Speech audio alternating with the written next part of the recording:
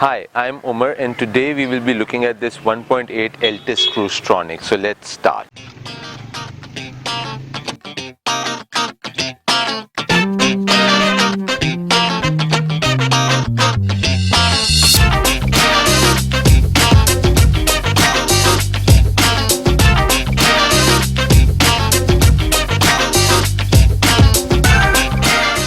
When I was going through the reviews of Corolla in Pakistan, I could find a lot of reviews on 1.6 Altis, 1.8 Grande, 1.3 GLI, but this particular variant I feel neglected variant, which is why I decided that I should review this particular variant of Corolla and show you what this car has to offer. First of all, the color that this car is a Dorado Gold. This is the latest color that Toyota has started offering recently, and a friend of mine just got the car last week and he was gracious enough to give it to me for this particular review. This car comes for 2.35 million, which is 150,000 rupees more than 1.6 Altis. For this very little price difference, you get a lot of car. So as usual, first we will look at all the interesting features. I'll show you what you get in this car that you don't get in the 1.6 liter Altis, and then we will take this car for a road drive and see how it drives. First of all, I'll show you all the things that you don't get in this car and that you get in that 1.8 liter Grande. You don't get that push start, but you get this jackknife key which was there in the pre-facelift variant. You get the same key in 1.6 as well. You don't get the automatic climate control, you get the manual climate control. You don't get those paddle shifters, you don't get the smart entry, you don't get driver's seat height adjuster, you don't get leather seats, you get the fabric seats. You don't get the mirror tilt feature that you get in the passenger side mirror tilt feature that you get in that 1.8 Grande. You don't get the sunroof.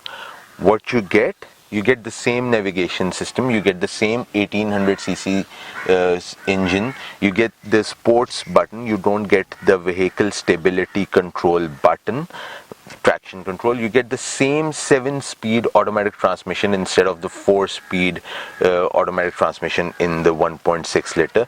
You get the rear reclining seats with the split of 40-60. You get the same 3 cameras, which is the front, center and the rear camera, the interior camera, the front camera and the rear camera. You get all of those, and you get the cruise control in this car. You get the same daytime running lights in this car. You get the fog lights. You get Yokohama Advent tires with the same alloy rims. Those are the same in 1.6, the alloy rims and all. Lights off, and when you turn the lights on, you see how dim it goes. You cannot even see it in the daytime, but you can see it in the night. And this is an Android based navigation system. Back of the car, the front seat is reclined all the way at the back, and I am sitting at a very comfortable position. That isn't something new with this Corolla. Since they've increased the length of the car, you do get very good space in the rear seats. Coming to the headroom, as you can see, there is very good headroom as well. The owner got seat covers installed on the car, so I cannot show you the armrest, but there is an armrest over here. And if I want to recline the seat, this is all reclined, and I can like raise it a little. Okay, let me show you how to raise the seat. And yeah, it is a little bit raised right now and back. So yeah, you don't get any cup holders in the center, but in the doors you do get cup holders.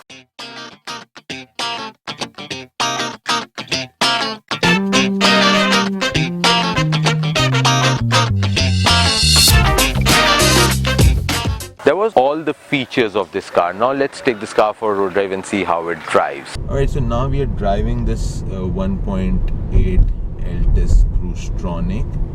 I'm a little scared because it is a brand new car and it's only 159 kilometers driven. So I won't be pushing it to the limits because the engine still needs to get the initial 1000 kilometer reading completed. So I won't be pushing it to the limits. I won't be trying the sports mode. What happens in the sports mode is that the engine shifts at a higher RPM, and that's all that will happen with the sports mode engaged.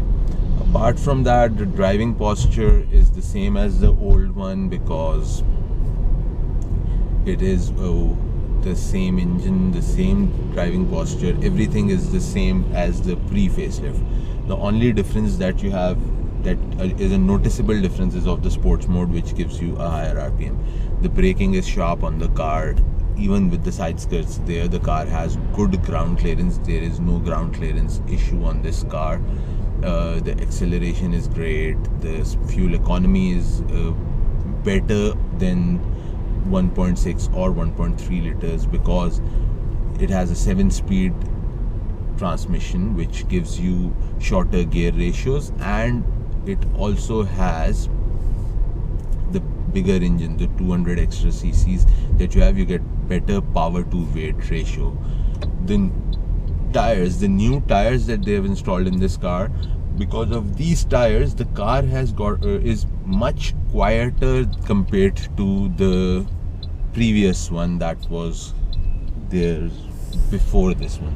So yeah, the car is much quieter compared to the pre-facelift one, because that one came with those general tires, and this one comes with the imported tires. That the suspension, of course, it's a brand new car. What do you expect? The suspension is really smooth, and the bumps and everything, they don't feel that big a deal when you're on a speed breaker or in some bumps or anything of the sort.